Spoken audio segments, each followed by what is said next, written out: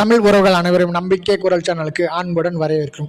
தொடர்ந்து நம்ம சேனலில் வேலைவாய்ப்பு பற்றி தான் பார்த்துட்ருக்கோம். ஸோ இன்றைக்கி நம்ம என்ன பார்க்க போகிறோம் அப்படின்னா, மத்திய அரசுலேருந்து வந்திருக்கக்கூடிய ஒரு வங்கி பணியை பற்றி தான் நாம் இப்போ பார்க்க போகிறோம். ஸோ என்ன வங்கி பார்த்தீங்க அப்படின்னா, சென்ட்ரல் பேங்க் ஆஃப் இந்தியாவிலேருந்து கொடுத்துருக்காங்க.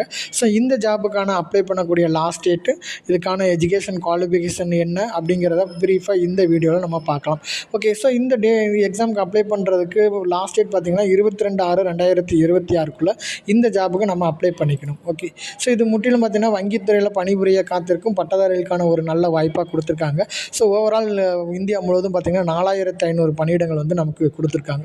ஸோ இதில் தமிழ்நாட்டுக்கு மட்டும் 202 காலி பணியிடங்கள் வந்து கொடுத்துருக்காங்க. ஸோ இந்த ஜாபுக்கு பட்டப்படிப்பு முடிச்சிருந்தாலே போதும் சொல்லியிருக்காங்க. இதுக்கான லாஸ்ட் டேட் 22/6/2026 நம்ம ஆன்லைனில் விண்ணப்பிச்சுக்கலாம். ஓகே, ஸோ இதுக்கான கல்வி தகுதி என்ன, ஏஜ் என்ன அப்படிங்கிறத பற்றி நாம் இதில் ஃபுல்லாக பார்க்கலாம். ஸோ இதில் காலி பணியிடங்கள் எங்கெல்லாம் கொடுத்துருக்காங்க அப்படின்னா, மொத்தம் பார்த்திங்கன்னா இந்தியா முழுவதும் 4500 காலி பணியிடங்கள் கொடுத்துருக்காங்க. ஸோ இதில் ஒவ்வொரு மாநில வயசும் நமக்கு கொடுத்துருக்காங்க. இதை தமிழ்நாடை பொறுத்த வரைக்கும் 202 பணியிடங்கள் வந்து நமக்கு கொடுத்துருக்காங்க. Okay, right. நெக்ஸ்ட்டு என்ன பார்க்க போகிறோம் அப்படின்னா, இதுக்கான கல்வி தகுதி. ஸோ கல்வி தகுதியை பார்த்திங்க அப்படின்னா, ஸோ ஏதாவது ஒரு பட்டப்படிப்பு முடிச்சிருந்தாலே போதும். விண்ணப்பிக்க வரும் விண்ணப்பதாரர்கள் அரசு அங்கீகாரம் பெற்ற கல்வி நிறுவனத்திலிருந்து ஏதாவது ஒரு கல்வி தகுதியை பெற்றிருக்கணும்னு சொல்லியிருக்காங்க. ஸோ அது மட்டும் இல்லைங்க, இந்த ஜாபுக்கு அப்ளை பண்ணக்கூடிய ஒரு முக்கியமான இன்ஸ்ட்ரக்ஷன் நிபந்தனை கொடுத்துருக்காங்க. விண்ணப்பதாரர்கள் தங்களது பட்டப்படிப்பை 1/1/2022 அன்றோ அல்லது அதற்கு பிறகோ 22, 23, 24, 25 ஆண்டு 26 முடித்திருக்கணும். ஸோ அதாவது 1/1/2022 இந்த 1/1/2026 முடிச்சிருக்க மாதிரி நமக்கு சொல்லியிருக்காங்க. ஸோ அவங்க தான் இந்த ஜாபுக்கு அப்ளை பண்ணக்கூடிய எலிஜிபிள் கொடுத்துருக்காங்க. ஸோ இந்த ஜாபுக்கான ஏஜ் பார்த்திங்க அப்படின்னா, ஸோ மொத்தம் ஸ்டார்டிங் ஏஜ் பார்த்திங்க அப்படின்னா 20 வயசுலேருந்து மேக்ஸிமம் பார்த்திங்கன்னா 28 வயதுக்குள்ளே இருக்கிறவங்க இந்த ஜாபுக்கு வந்து நம்ம அப்ளை பண்ணிக்கலாம். ஓகே, ஸோ அதே மாதிரி தமிழக அரசு விதிமுறைப்படி வயது தளர்வு கொடுத்துருக்காங்க. ஸோ இதில் SC ST பிரிவினருக்கு 5 ஆண்டுகளும், OBC பிரிவினருக்கு 3 ஆண்டுகளும், பேக்வர்டு கிளாஸுக்கு 10 ஆண்டுகள் கொடுத்துருக்காங்க. பேக்வர்டு கிளாஸில் OBC 13 ஆண்டுகளும், ஸோ SC ST பிரிவினருக்கு 15 ஆண்டுகள் வந்து நமக்கு கொடுத்துருக்காங்க.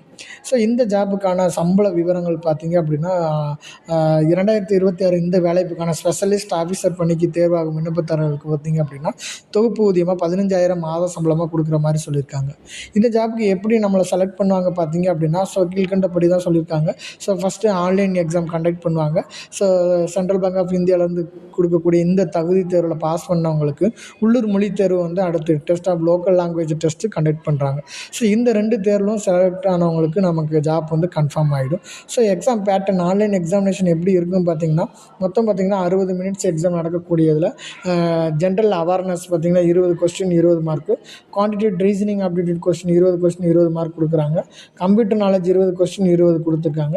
General English 20 question 20 mark, central bank and India products and service 20 question 20 mark. மொத்தமாக பார்த்திங்கன்னா 100 கொஸ்டின், ஒவ்வொரு கொஸ்டினுக்கு ஒரு மார்க்கு ப்ரொவைட் பண்ணுறாங்க. மொத்தமாக 100 மார்க் வந்து சொல்லியிருக்காங்க. ஓகே, ஸோ அது மட்டும் இல்லைங்க, அடுத்து என்ன கொடுத்துருக்காங்கன்னா, இந்த தேர்வுக்கான முக்கிய தகவல் கொடுத்துருக்காங்க. நம்ம எழுதக்கூடிய எந்த ராங்கான ஆன்சருக்கு நெகட்டிவ் மார்க் வந்து கிடையாது. ஸோ அதே மாதிரி மாநில வாரியாக மற்றும் பிரிவு வாரியாக தகுதி பட்டியல் வந்து தயாரிக்கப்படுகிற மாதிரி சொல்லியிருக்காங்க. மதிப்பெண்கள் சமமாக இருந்துச்சுன்னா வயதில் மூத்தவங்க யாரோ அவங்களுக்கு முன்னுரிமை கொடுக்குற மாதிரி சொல்லியிருக்காங்க. ஆன்லைன் தேர்வில் தகுதி பெறுபவர்கள் உள்ளூர் மொழி தேர்வில் தேர்ச்சி பெற வேண்டும். ஆனால் 10ஆம் வகுப்பு அல்லது 12ஆம் வகுப்பில் அந்த உள்ளூர் மொழியை படித்திருந்தால் மொழி தேர்விலிருந்து விலக்கு அளிக்கப்படும் சொல்லியிருக்காங்க. நம்ம லோக்கல் லாங்குவேஜ் தான் படிச்சிருப்போம். ஸோ தமிழை ஒரு பாடமாக எடுத்து படிச்சிருந்தோம் அப்படின்னா நமக்கு அந்த லோக்கல் லாங்குவேஜ் டெஸ்ட்டும் கிடையாது அப்படிங்கிறது சொல்லியிருக்காங்க.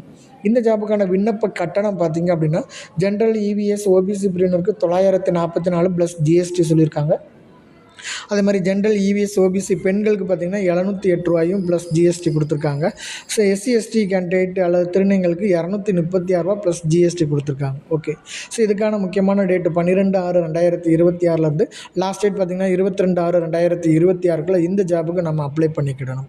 ஓகே, ஸோ இந்த ஜாபுக்கு நம்ம எப்படி அப்ளை பண்ணணும் அப்படின்னா, இதுக்கான பிரத்யேக இணையதள முகவரி கொடுத்துருக்காங்க. www.centralbank.bank.in அப்படிங்கிற இணையதளத்தில் தான் போய்ட்டு நம்ம அப்ளை பண்ணணும். அல்லது NATS.education.gov.in அப்படிங்கிற சைட்டில் போய்ட்டு நம்ம அப்ளை பண்ணிக்கலாம். ஸோ அதுக்கப்புறம் BFSI SSC போர்ட்டல் வாயிலாக இறுதி விண்ணப்பத்தை வந்து நிரப்ப வேண்டும்னு சொல்லியிருக்காங்க. கேட்கப்பட்டுள்ள கல்வி மற்றும் தனிப்பட்ட விவரங்களை சரியாக நிரப்பணும். ஸோ அது மட்டும் இல்லைங்க, புகைப்படம், கையொப்பம், சான்றிதழ் வந்து அப்லோடு பண்ணணும், பதிவேற்றம் செய்யணுங்கிறத சொல்லியிருக்காங்க. உங்கள் பிரிவிற்கான விண்ணப்ப கட்டணத்தை நெட் பேங்க் அல்லது டெபிட் கார்டு மூலம் செலுத்தலாம். லாஸ்ட்டாக பார்த்தீங்கன்னா இந்த விவரங்கள்லாம் சரியாக கொடுத்ததுக்கப்புறமா சப்மிட் அப்படிங்கிற காலத்தை நம்ம கிளிக் பண்ணோம் அப்படின்னா ஒரு பிரிண்ட் அவுட் எடுத்து நம்ம வச்சுக்கணும். ஸோ அவ்வளோதாங்க. இந்த பிரிண்ட் அவுட் எடுத்து வச்சுக்கிட்டு நம்ம இந்த ஜாபுக்கு ஃபர்தராக வந்து நோட்டிஃபிகேஷன் கொடுக்க வச்சு ஃபாலோ பண்ணி எக்ஸாம் எழுதிக்கலாம். ஸோ அவ்வளோதாங்க. இந்த வீடியோ உங்களுக்கு பிடிச்சிருக்குன்னு நினைக்கிறேன். இந்த job Central Bank of India banking எக்ஸாமுக்காக எதிர்பார்க்குறவங்களுக்கு இது ஒரு நல்ல ஆப்பர்ச்சுனிட்டியாக கூட நம்ம பயன்படுத்திக்கலாம். ஸோ ஓகேங்களா.